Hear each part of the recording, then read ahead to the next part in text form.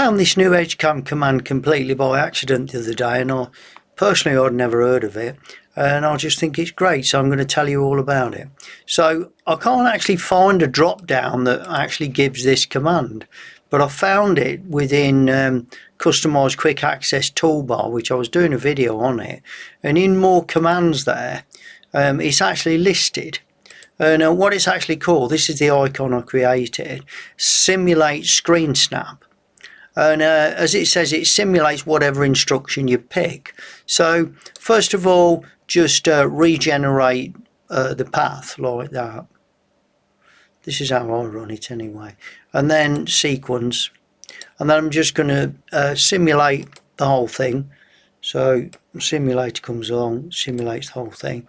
And then what I do is I'm going to hone in on this completely on this toolpath, so I'm pretty close over it, and then I'm going to click this button and it tells me to select a toolpath.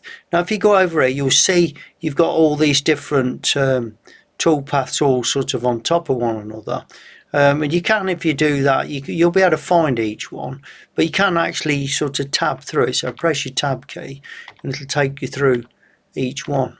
So if I come across here, you'll see that one there, it says that one there, tab across, it says thread turning, then I've got finish groove, so that's the one I want. Click that, OK that, and now that's what it's actually simulating, just that. So you can break that right down, and your full span of that is that. So how good is that? Love it. So that's what we call simulate ScreenSnap. And if you find that drop down, just let me know. If you like this video, like it, share it, whatever you want to do. Leave your comments below. If you've got anything, any questions to ask me or anything, if I know the answer, I'll try and help you.